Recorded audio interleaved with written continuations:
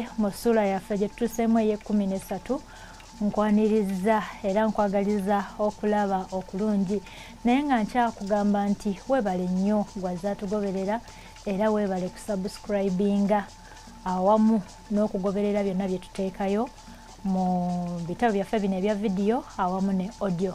Ekitabo kya Kikonyogo bakikasukira kulaalira ne kidda na birimba. Essula y'13 egamba nti ekyama kibotolwa. Ekyama kibotolwa. Kwagaliza okuwuliriza okulungi. Musajja gwe mbadde nkugaanira naye kati nkakasizza nti oli mutemu ddala. Gwe watta Lukido. Bwe ntyo bwe neekobogoza nga mmaze okutunuulira Kawaganya eriiso ery'ekimbalimbali anti nga nkimba ng'ente ennume. Omuzungu yali amusimbye eriiso erifaanana erya kkapa yalijula nakuyuza bituli mu mubiri gwa Kawaganya. Obusulubu nga bumwenyodde butunudde yiiri eri n'emikono nga gimuzze mu nkendegere. Okwo ssaako n'olubogola lwe yaboggolera Kawaganya mu Luswayiri. Yagamba nti kwa nini unatusumbua bure kama nuwia buduki tueleze Sergeant leta mpingu. Olulimi olwo lumsumbua naye yamugamba bwati, kwa nini unatusumbua bure kama nuwayo buduki tueleze Sergeant leta mpingu. Ebyo byagenda okuggwa mu kamwa ka Harisi nga Kawaganya ate lusaagudde wansi.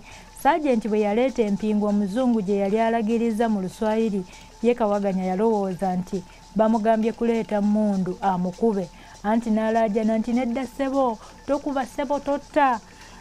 Ye Sergeant teyamufaako wabula yamussaako bussa ebinnyogoga. Emikono ne gidda gye gitaliira ntungo. Nalaba yeegadanga. Yeegadanga. Okwegadanga nga kigambo kya kikolwa baseegumu.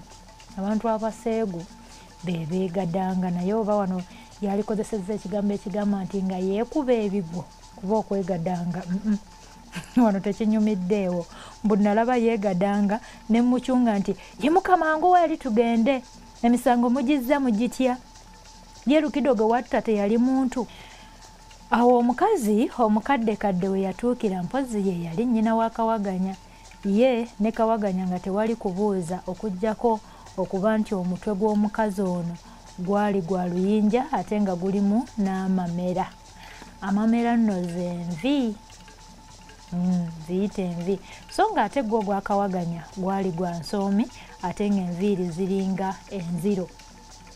Enjogera y'okukerebera baalineemu ate bwe baba bagenda okwogera basookanga kunyeenya mitwe nga wakonkome. Ne wano nalaba anyeenya omutwe ne ndowooza nti yeewuunya bwewuunyi so nga ate yali agenda kwogera nti woowe mwana wange Kawaganya ng'otusse guno guzzizza nga gwa nnamunkukuulu bulijjo osirikiraawo ng'olina emmundu mu nju. Kaakati ono ddawa obutemu buno mwana gwe? Nga kitalo.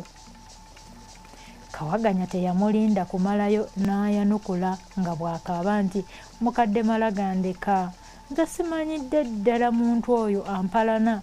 Abasajja abaatemula Lukido emmundu baagikweka yiiri eri ku ttale naye engeri gyevuddeyo nejja mu buliri bwange. Nfudde nze Kawaganya waabwe, nfudde bubi nnyabo nze aganawanikibwa ku kalabba. Ennamusa haoya we bagigambira nti yali etuuse ku nnyoge. Kawaganya nalwedda ne mukuulamu omulanga ne mwogeza ne bye yali asirikidde. Namuduumira nti totutibulira, njagala ommalireyo ekigambo ky'osiinyizzaako, kyokka manya nti amazima gokka ge gayinza okukununula mu mikono gyange.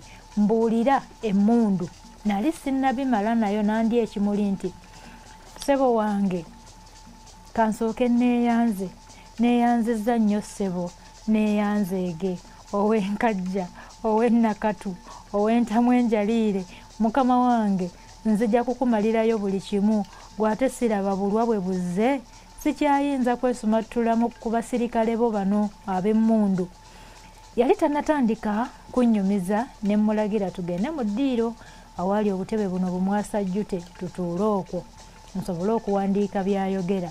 Bwe twamala okukkalira ku butebe ne Harris Kawaganya n'alunviira ku ntono bye yambuulira ne bye namubuuza byali nkuyanja olw'obungi bwabyo.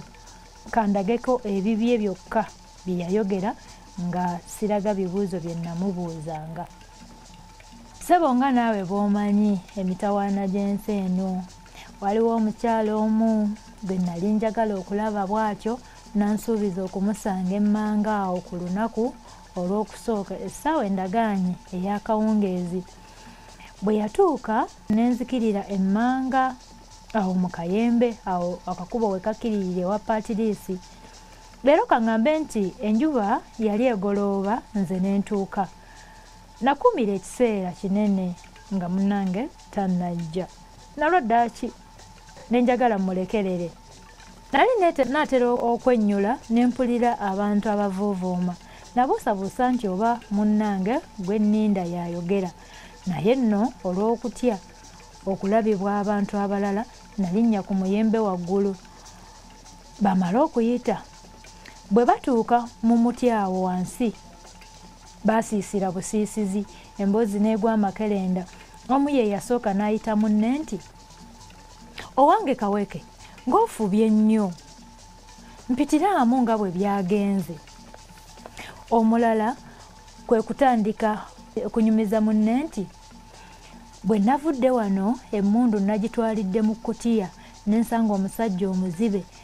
Kale ne neefuula omuntu amusaasira ennyo ne mutegeeza nga bwe njagala okumuwaayo ekigulira Magala eddiba. Ssebo wange naye kye yali ayagala era nakkiriza mangu okunkwatirako ebyange nze muggireyo omwana w'omusiraamu Bumaali. Namukwasa emmundu ng'eno ku kigala kyayo akwasaayo omukono gwe ogwa ddyo ate ku mudumu ng'akwasaayo omukono gwe ogwa kkono. Kye nagenderera mu kyo kwe kulekesa omusajja ono ebinkumu ku mmundu baleme okuzuula nannyini byo nga babadde bagikebera. Kakati nze nagikwasaako bitambaala." Yali atuuka awo entalumbwa ne zitandika okunnumira ku muyembe eyo waggulu gye nnali. Mu kiseera ekyo n'abasajja abalala babiri we baatuukira. Mu kifo ky'okugenda basooka ne bateesa nti basaanye emmundu bagitwale eri ku ttale ewattirwa Lukido. Bwe baamala ate ne basaba munnaabwe ayitibwa Kaweke abanyumize nga bwe byatambula. Ate olwo n'atandika buto nga bwe yanyumiza oli. Aba akyayogera entalumbwa ne zeeyongera okunnumba waggulu we nnali nga zinnuma bubi nnyo. Olwo nga zinkola ogwa Walugali. Nalaba nfa n'enjiiya amagezi ag'okuva ku mutinzike. Naye nga sinnakka nasooka kwetondera abasajja abo nga mbagamba nti, "Bannange abali wansi munansonyiwa okubeekwekerera ku muti kuno. Sikikoze mu bugenderevu nti mbeekwekerere mpulire bye mwogera, naye nabadde ngamba nti muyitawo buyisi. Kyokka ate eno ku muti gye neekwese entalumbwa zaagala kunzita era kati nzika." Abali wansi bannange nzija. Olwamala okwogera ebyo ne mbuuka ne ngwa wansi. Olwagwa wansi bonna ne banneezezengerera okunneetegereza. Mawangala ye yali asinga okummanya era ye yanzija ku mugwa. N'agamba banne nti, "Oyo Kawaganya mumanyi, tayinza kwogera bya Swakaba. Wamma Kawaganya genda naye tobaako gw'obuulira bino by'owulidde wano." Bwe twayawukana nange ne sibaako gwe mbuulira ku mboozi eyo. Bwe bwatuuka jjo ku lwokubiri ne ŋŋenda ku lusozi ewattirwa omuntu nga njagala manye amazima era emmundu mazima nagisangayo bwe baayogera. Nga maliriza ssebo, nsaana okukumanyisa nti abasajja abo bonna abaali awo ku lunaku olwo mpulidde nti baabakwatidde ekigaya nga bakulungutana n'emirambo ebiri. Naye nti n'olugero lw'Abaganda lugamba nti ekisa kitta n'enge etta. Nange kaakati olusaasasa lunsudde mu ntata. yali yakamalayo ebigambo ebyo ne mmulagira atutwala awali emmundu. Twagenda abantu 1000 omwo nga mwe muli n'ab'omu maka ga Kikukuya. Kikukuya si ye kitaawe. Eyo ku ttale twagendanga tulabisa ttooki yange.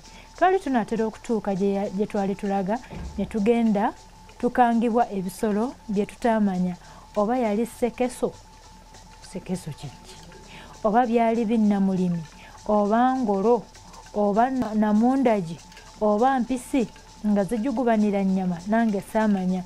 Ebyo bye byamala okweyokyera ebisaka ne tutandika okutomerwa obuwuka. Bwe nakwatako akamu ngenda okeetegereza nga nkamulisa ttooki yange nga nseenene kulunkalu, ate akalala nga kulumbisi, n'akalala nga kibazzi ne mwebe. Aye bannange, enseenene ezo nga tezitera kutambula nga ziddiringanya, zibeera ni muwandiisi ono bannaye mukulu Kiwanuka. Enseenene ezo bwe twakwatanga enseenene mu kyalo ng'okusanga mwebe nga ssebo, naye ssebo mbu bwali bwetawulatawulawo ye n'akwata ne mwebe, n'akwata kulunkalu ne kulumbisi ne kibazzi, zonna n'azikwata. Kati bwe tweyongera mu maaso gye twasanga n'abasajja babiri abaali bagenze okulinga, abo olwabayitako ne tutuuka ku mmundu. Ekifo kyekyo kye nali mmanyi obulungi. Twali tufulumye ku bukiika obwa ddyo ne tulinnya olusozi. Bwe twaluvuunuka ne tuyita mu kawonvu ne tutuuka ku katunnumba ekwattirwa Lukido.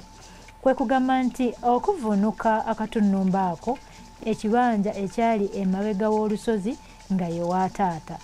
Ate nga bw'ova ewa taata n'okkirira okusala bulungi bwansi, olunyiriri lw'ebibanja nga lwe lutunuulidde olwaffe. Nga kwe kuli Patrice ne banne bonna.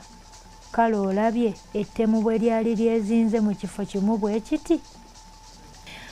Bwe twaddayo nate ewa Kikukuya ne tukuŋŋaana okuddayo.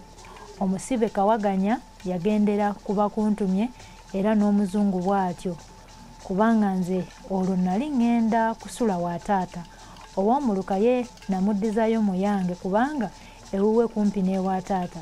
Bwe twali twawukana nabali Kawaganya ne mugumyagumya nga mugamba nti totya, ebibyo kaakati biwedde era ojja kukomezebwawo mangu ovenga eno ewammwe okuwanga obujulizi.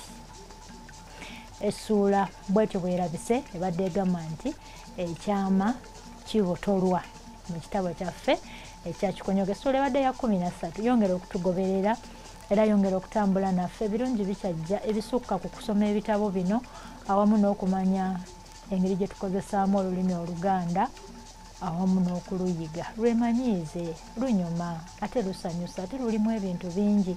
Ate bw'oba olumanyi osobola okwerigiisa ng'ekigotta entula.